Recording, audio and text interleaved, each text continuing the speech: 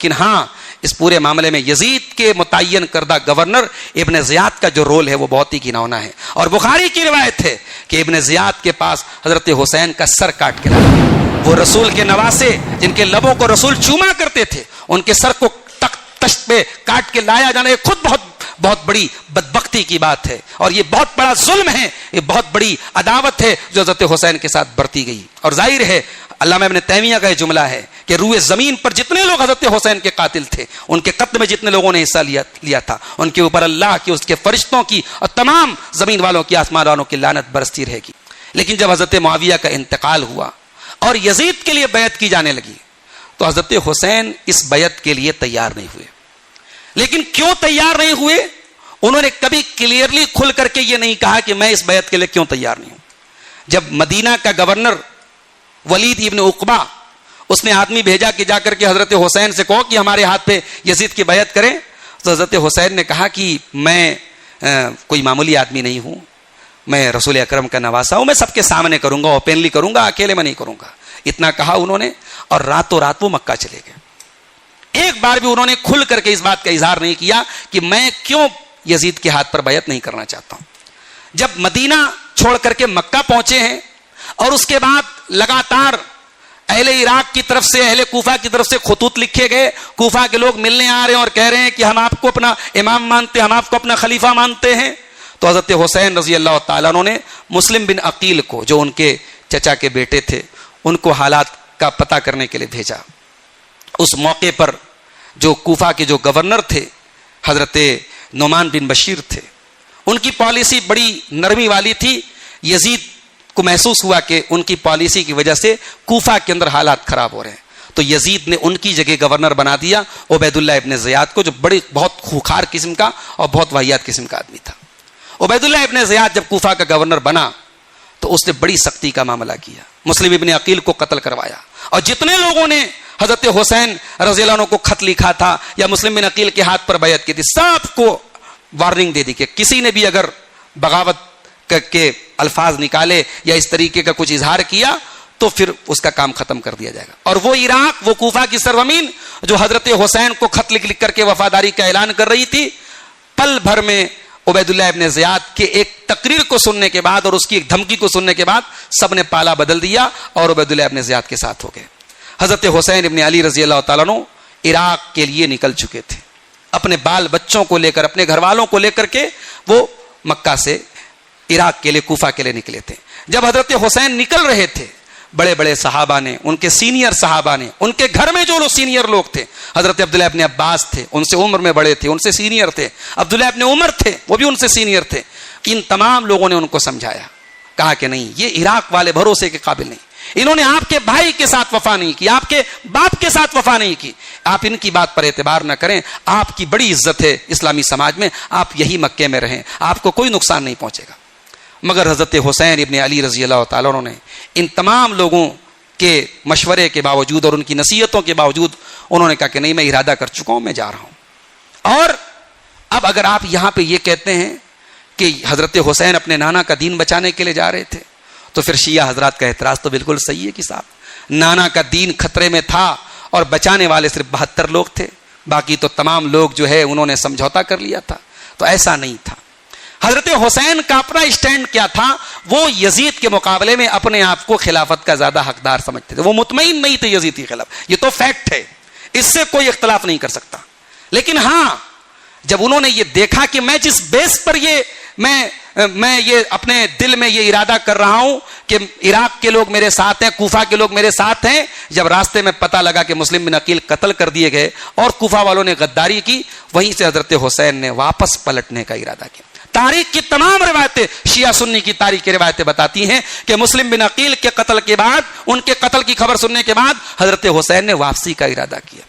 اگر حضرت حسین حق کو بچانے کے لیے جا رہے تھے, اسلام قتل ہو رہا تھا, اسلام مٹ رہا تھا, اسلام کی موت ہو رہی تھی, اور اسلام کو زندہ کرنے کے لیے حضرت حسین جا رہے تھے, تو پلٹنے کا ارادہ کیوں کیا تھا؟ پتہ یہ چلا کہ حضرت حسین سمجھ گئے کہ جس بنیاد پر میں عمارت کھڑی کرنے جا رہا ہوں وہ بنیاد بہت کمزور ہے. جن غداروں نے میرے باپ کو نہیں چھوڑا, جن غداروں نے میرے بھائی حسن کو پریشان کیا, ان غداروں پر میں نے بھروسہ کر کے بہت بڑی غلطی کی, وہاں سے واپس جانے لگے.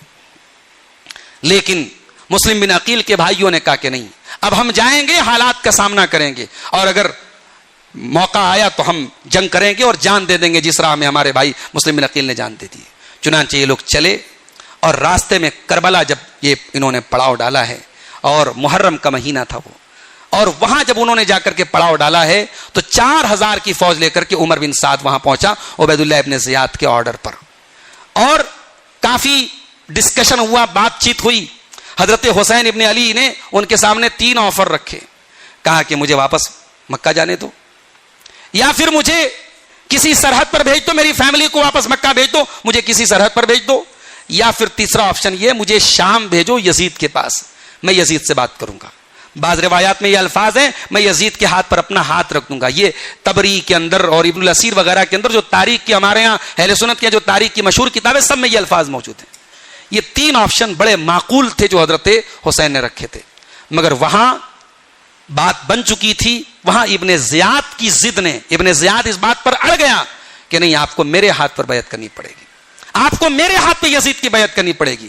حضرت حسین رضی اللہ تعالیٰ عنہ اس ذلت و رسوائی کے لیے تیار نہیں، انہوں نے کہا ٹھیک ہے، اگر ایسی بات ہے تو ہم جنگ کریں گے۔ اور پھر جنگ ہوئی 4000 لوگوں کے سامنے۔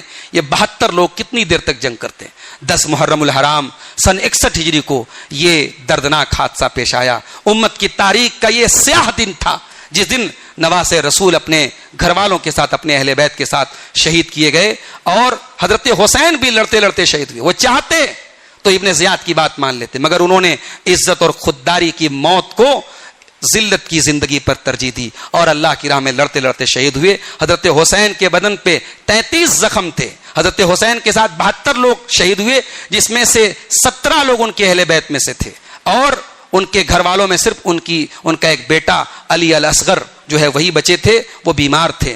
حضرت حسین کی شہادت وقت عمر جو ہے تقریباً 57-58 برس کی تھی۔ ان کے قاتل کا نام سنان ابن انس نخعی تھا۔ کئی لوگوں نے مل کر کے ان کو قتل کیا تھا، اس میں جو معروف نام ہے وہ سنان ابن انس نخعی ہے۔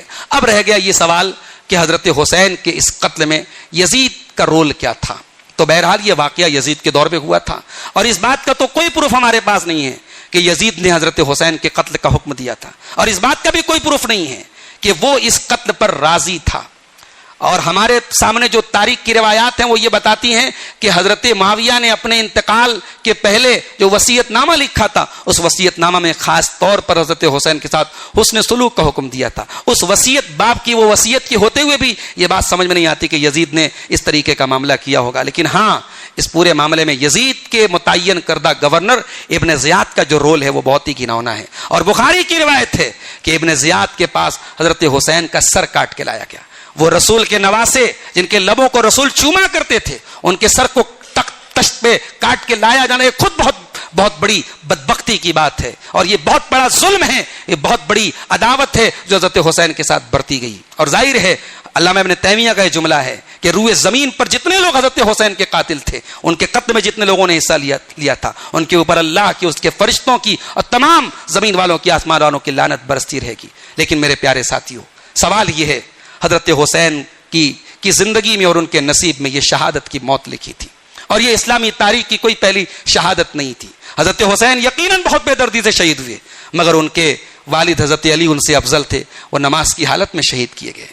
ان سے پہلے داماد رسول عثمان غنی 40 دن تک اپنے گھر میں گھیر کر محاصرہ کر کے بھوکے پیاسے روزے کی حالت میں تلاوت کرتے ہوئے شہید کیے گئے۔ ان سے پہلے عمر فاروق فجر کی نماز پڑھاتے ہوئے شہید کیے گئے۔ اسلامی تاریخ شہیدوں کے خون سے رنگین ہے۔ یہ اسلام کا مزاج نہیں کہ شہادتوں پہ غم منایا جائے، شہادتوں پہ ماتم منائے جائیں۔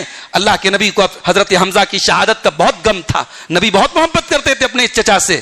حمزہ شہید ہوئے، کیا نبی نے حمزہ کے نام کا کوئی تعزیہ نکالا؟ حمزہ کے نام سے کوئی اپنے گھر میں جھنڈا لگایا؟ حمزہ کے نام پہ نبی کے گھرانے کی عورتوں نے سینہ پیٹا ہے۔ یہ سینہ کو بھی کرنا، یہ ماتم کرنا، یہ نوحے پڑھنا، یہ گھروں پہ غم کے جھنڈے لگانا، یہ غم کی علامت کے طور پہ کپڑے پہننا، یہ گوشت نہ کھانا، یہ گھر میں جھاڑو نہ دینا، یہ اس مہینے میں شادی نہ کرنا، یہ تمام جاہلیت کے طور طریقے ہیں، اور حسین کے نانا کے دین میں اس بات کی کوئی گنجائش موجود نہیں ہے۔ جس کو حسین سے محبت ہے وہ حسین کے نانا کی تعلیم پر عمل کرے۔ اور آج افسوس کی بات ہے، اسی حسین رضی اللہ تعالیٰ عنہ کی محبت کے نام پہ اس کربلا کی مٹی کو لوگ لاتے ہیں اور کہتے ہیں یہ خاک شفا ہے۔ کربلا کی مٹی کو لوگ خاک شفا کہتے ہیں۔ ارے میرا عقیدہ تو یہ ہے، حضرت حسین ابن علی نواسے رسول تھے، وہ اس نبی کے نواسے تھے جس نبی نے امت کو توحید سکھائی تھی۔ کسی مٹی کے بارے میں یہ عقیدہ رکھنا کہ اس میں شفا ہوتی ہے، اور وہ بھی کربلا کی مٹی، جس سرزمین پر سیدنا حسین رضی اللہ عنہ کے ساتھ اتنا بڑا ظلم کیا گیا، اس سرزمین کی مٹی کو شفا سمجھنا یہ جہالت ہے میرے پیارے ساتھیوں۔ حضرت حسین ابن علی ان تمام چیزوں سے بیزار ہیں، اور ہمارا یہی عقیدہ ہے میرے بھائیوں۔ ہم اہل بیت سے بھی محبت کرتے ہیں، ہم اصحاب رسول سے بھی محبت کرتے ہیں، اور ہماری محبت اہل بیت اس بات کی محتاج نہیں ہے کہ ہم صحابہ رسول پر ہم تبرہ کریں اور صحابہ رسول پر ہم لان تان کریں، تب یہ مانا جائے گا کہ ہم اہل بیت سے محبت کرتے ہیں۔ الحمدللہ ہمارے دونوں ہاتھ میں لڈو ہیں، ہم صحابہ کرام سے بھی محبت کرتے ہیں اور ہم اہل بیت رسول سے بھی محبت کرتے ہیں۔ یہ دونوں نبی کے چہتے تھے، جن سے نبی پیار کرتے تھے، اور جو نبی کا چہتا تھا ہم اس سے محبت کرتے ہیں۔ اللہ تعالیٰ سے دعا ہے رب العالمین ہمیں حسن و حسین سے محبت کرنے والوں میں شامل فرما دے، الہ العالمین ہمیں اہل بیت سے محبت کرنے والوں میں شامل فرما دے۔ اہل بیت کی محبت کے نام پہ ہمارے وہ بھائی جو مبالغہ آرائی سے کام لیتے ہیں، غلو سے کام لیتے ہیں، اہل بیت کی شان میں ایسی باتیں کرتے ہیں جن سے اہل بیت بری ہیں، اللہ تعالی ہمارے ان بھائیوں کو صحیح سمجھ عطا فرمائے۔ محرم الحرام کا یہ مہینہ ان 4 مہینوں میں سے ایک ہے جو اسلام میں حرمت والے مہینے ہیں، جس میں کسی مسلمان کی عزت و آبرو پر حملہ کرنا حرام ہے، جس مہینے میں عام مسلمان کی عزت و آبرو پر حملہ کرنا حرام ہے۔ اس مہینے میں اصحاب پیغمبر کو برا بھلا کہا جاتا ہے، اصحاب پیغمبر کی حرمتیں پامال کی جاتی ہیں۔ اللہ تعالیٰ ان لوگوں کو صحیح سمجھ عطا فرمائے اور ہمیں صحابہ کرام اور اہل بیت دونوں کا مقام سمجھنے کی توفیق عطا فرمائے، آمین۔ وآخر دعوانا الحمدللہ رب العالمین، والسلام علیکم ورحمۃ اللہ وبرکاتہ۔